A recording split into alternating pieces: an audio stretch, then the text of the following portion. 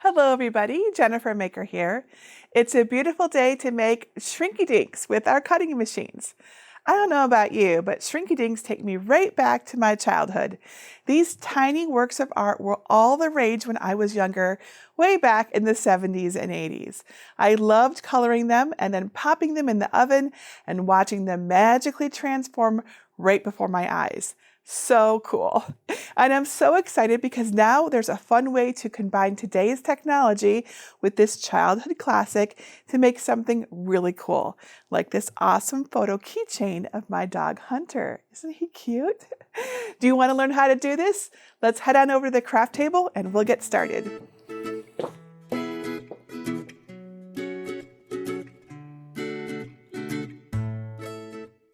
When I was a kid, DIY crafts meant things like painting ceramics with my mom and coloring Shrinky Dinks with my sister. So today's project takes me way back. Here's a little fun fact. Did you know that 2 Wisconsin housewives came up with the Shrinky Dinks idea while working on a Cub Scout project? How cool is that? And who knew that 50 years later, we'd still be making them? Of course, you can still draw your own designs, which is what we did back in the day, then cut them out with scissors and shrink them down. But why do that when we have cutting machines now, right? Today we'll go over exactly how to upload, design, and cut Shrinky Dinks using a Cricut cutting machine. I'm using my Cricut Maker 3, but you can use pretty much any cutting machine, including the original Maker and any Cricut Explorer. I'll show you how to use my free designs or your own photos using the Print Then Cut feature. I'll also go over the different types of shrinkable plastic sheets and share my most important tips to make sure your Shrinky Dink designs come out perfect every time. And here's a hint, it has to do with sizing and material settings. Now, besides the shrinkable plastic and a Cricut cutting machine, we'll also need a good heat source to shrink them. I'm using a convection oven, but you can also make these in your regular oven at home in your kitchen. Now, if you want to make your Shrinky Dinks into earrings or a keychain, as I did here, we'll use these earring backs, keychain rings, which I have right here, and a hole punch. And of course, we're going to need a printer for our photos and designs. So let me show you where to get my free design files, and then we will get started. Step 1, find some Shrinky Dink designs. If you already know what you want to print for your Shrinky Dinks, awesome. And if so, you can just skip to step 2. But if you need some designs made just for Shrinky Dinking, I have some fun designs for you to use for free. To find them, go to jennifermaker.com/452 and look for libraries in the red bar at the top. Then either click Get a Password if you don't yet have one, or click Enter the Library. You can find the designs on the page by searching for design number 452 and then click it to download the zip file. You can use the SVG and PDF documents to create your own coloring pages to use with different types of shrink plastics, but I'll show you how to use the PNG files with the Print Then Cut function of a Cricut on printable shrink plastic. The PNG file options include 2 pairs of earrings, 2 keychains, and a set of small animal and word chimes suitable for keychains or earrings. I've also included a set of measuring squares you can use to make reference keychains to check the amount of shrink before using new materials. First, I will show you how to make the sunflower keychain. Then I'll show you how to make your own initial keychains and even how to turn a favorite photo into a keychain. Step 2, prepare your Shrinky Dink design.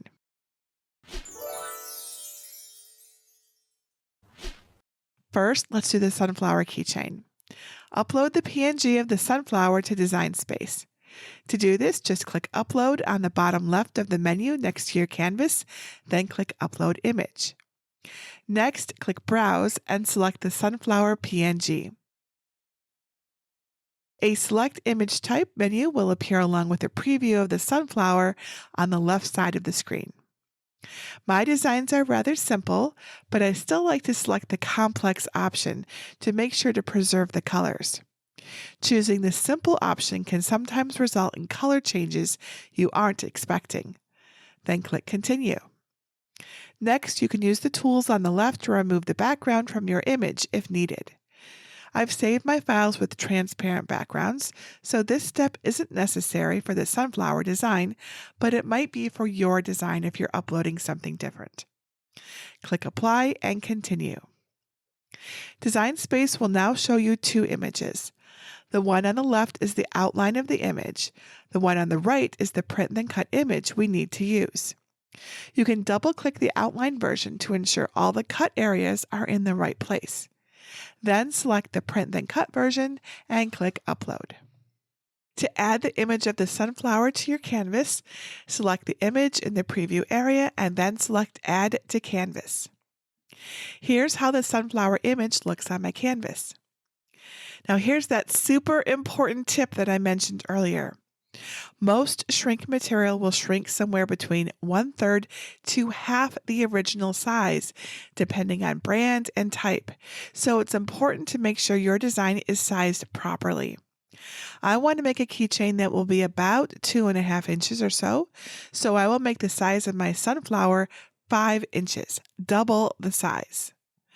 To change the size of the sunflower, click on the sunflower and make sure the lock icon is closed above the size box, above the canvas. Enter 5 inches into the width box to resize the image. Now that the image is the correct size, we can customize the keychain by adding an initial. Click Text on the menu to the left of the canvas. Type the initial you want to use. I'm going to type a J. With the letter still selected, click the box under the font heading. I want to use a font I've already saved on my computer, so I select System and type the name of the font in the search box. If you want to use a font supplied by Cricut, simply scroll through the available fonts instead. I'm going to use the font Cherry Cordial for my letter J. You can purchase that font from jennifermaker.com/cherrycordialfont if you want. To learn how to upload fonts to Cricut Design Space, go to jennifermaker.com/fonts for a step-by-step video tutorial that explains the whole process. My J has now changed to the proper font, so I will resize it to fit the center of my sunflower. You can resize the text by clicking on the letter and selecting one of the corner white boxes surrounding the letter with your mouse. While holding the mouse button down, pull away from the letter to size it up or move toward the letter to size it down. I'll resize my letter and move it to the center of the sunflower. The sunflower is almost ready. I'm going to change the color to a pale yellow. And here's a good tip. When choosing colors for shrink plastics, be sure to choose a very pale color. Colors used on shrink plastic darken considerably when the plastic is baked. The last step is to select both the sunflower and the letter by clicking and dragging a box over both. Once they're both selected, click Flatten on the lower right menu to turn the selection into a Print Then Cut group. Remember, if you flatten an image and realize you need to make changes, the Flatten button turns into an Unflatten button so you can easily edit your work. Let's hide this design for now and come back to it later.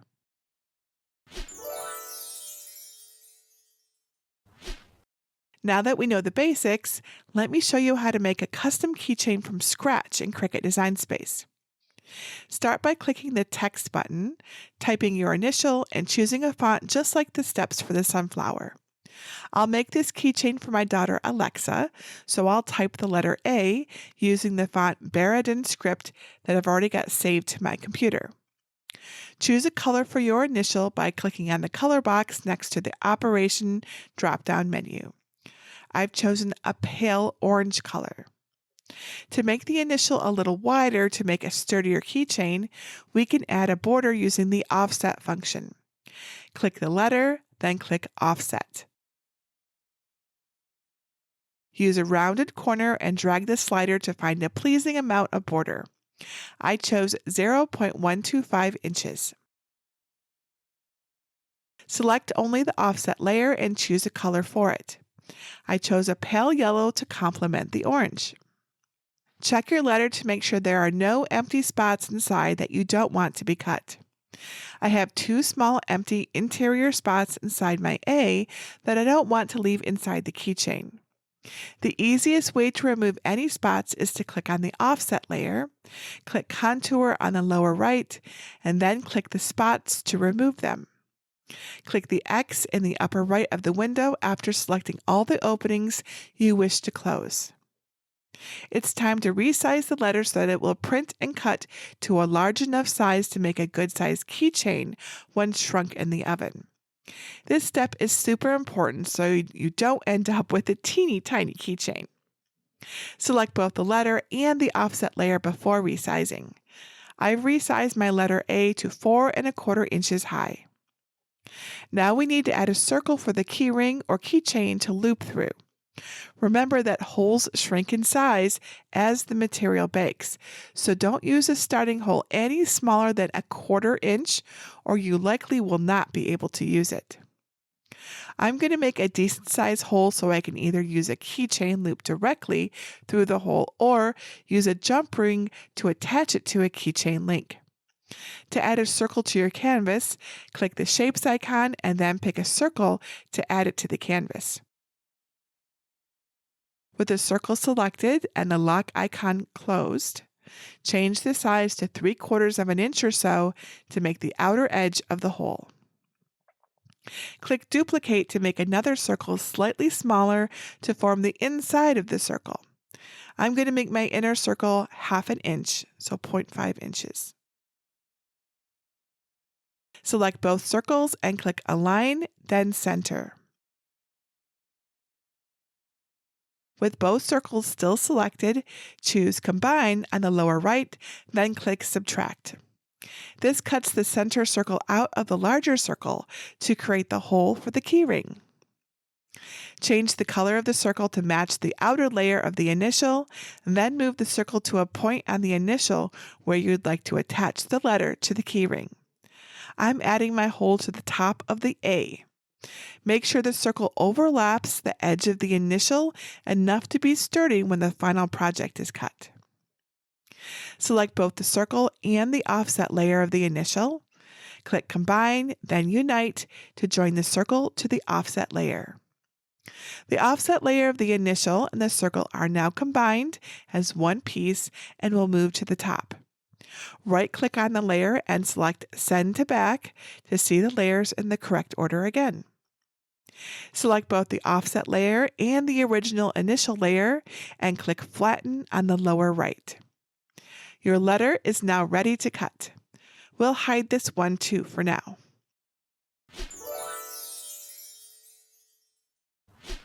To make a photograph keychain, first make sure the photo you want to use is very light. If it's not, the image will be too dark to see when the plastic shrinks to its final size. If you need to lighten an image, you can do so with photo editing software like Adobe Photoshop or with the editing tools on your phone or tablet before you upload it to Design Space, as you cannot make the necessary color changes in Design Space itself. Once the image is ready, bring it into Cricut Design Space just like we did with the sunflower. Click Upload and then Upload Image to get started. Browse to your image to bring it to the Select Image Type menu. I'm using a photo of my dog Hunter when he was a puppy for my keychain that I already edited in Photoshop. Choose Complex, then Continue. Now use the tools on the left to remove the background. Click Remove Background to get a quick start. Then, if too much background was removed and took some of your image with it, click the Restore tool and move it around the image to return bits of the photo. Once the background is removed, click Apply and Continue. It's important to check the Cut Image version of the file on the left-hand side of the screen. If there are any spots missing inside of your final image, or some of the background is still visible, your image will cut in places that you don't want it to when you send the photo to your Cricut.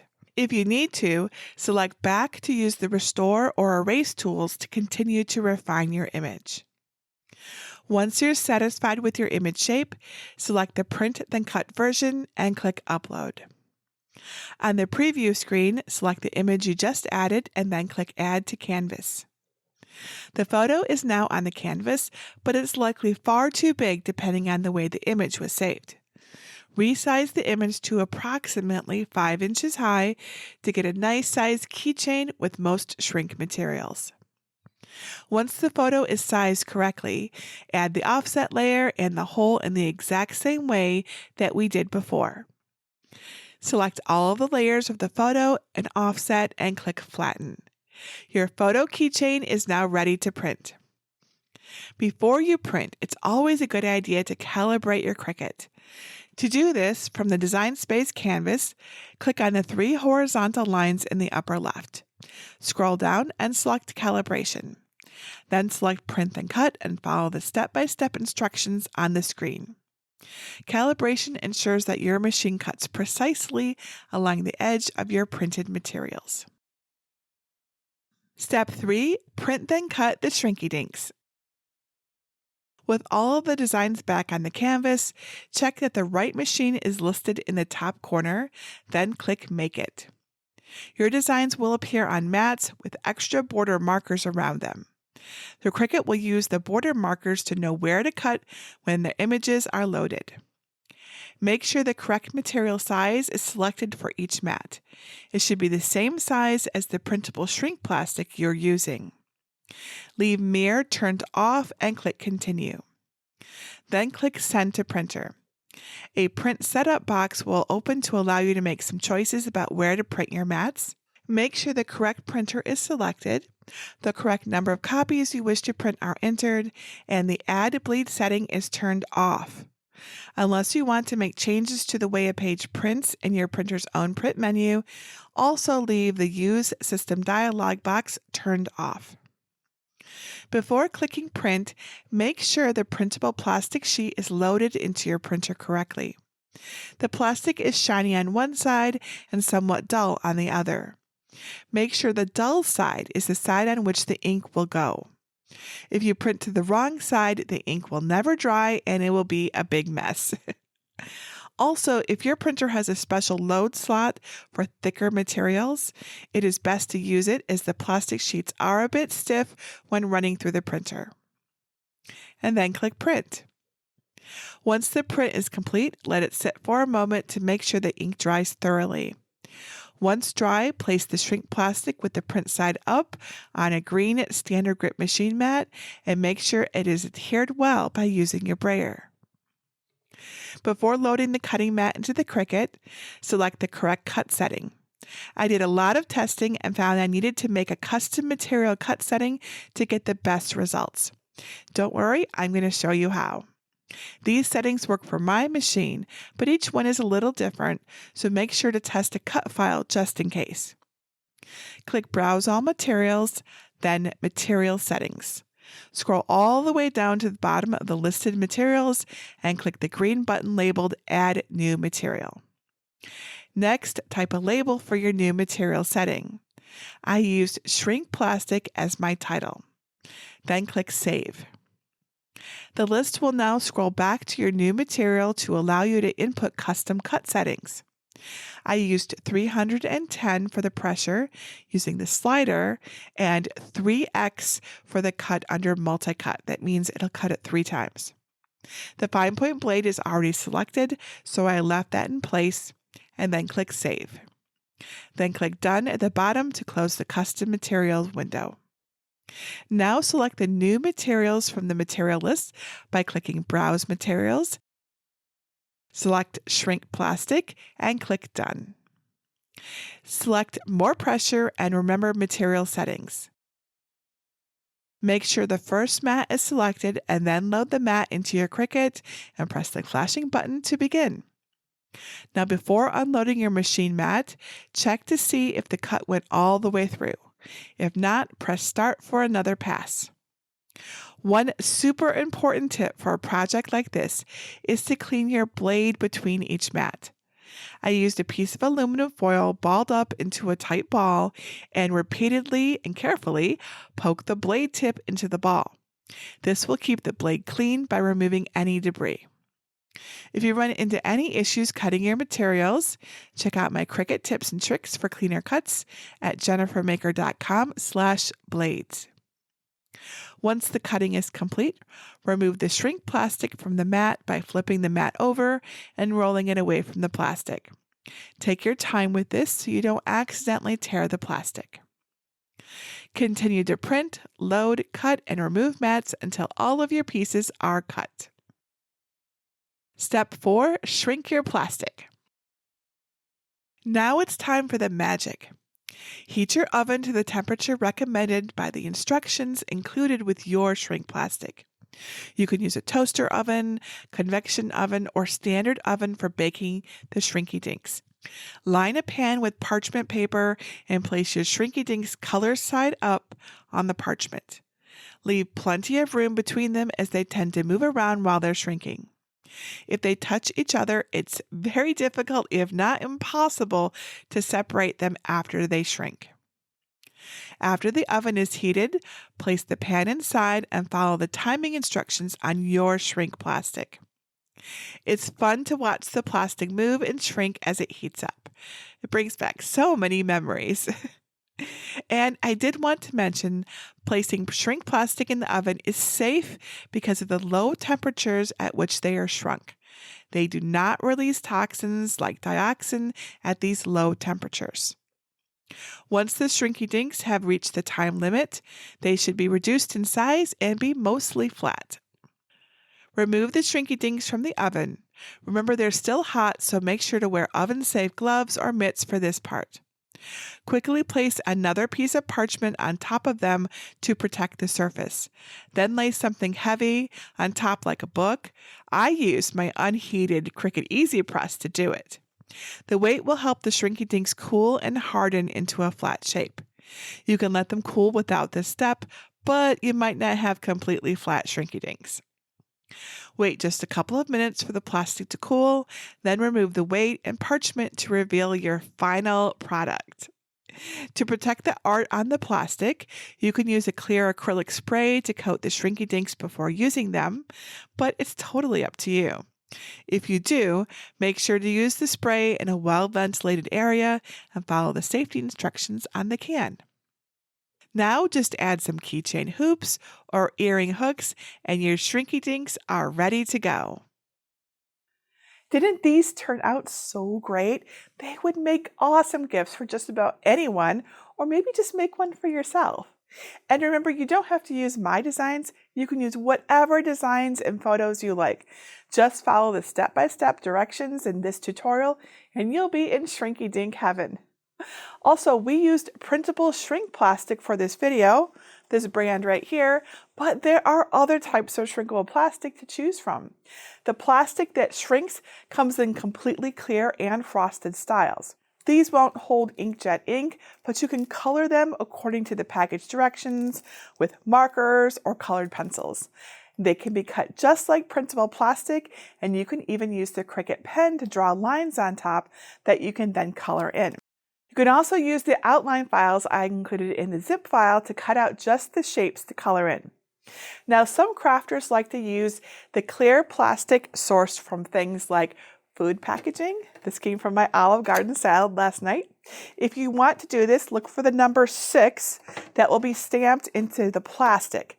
Only polystyrene plastic with this designation is safe to shrink in the oven, so look for the number 6.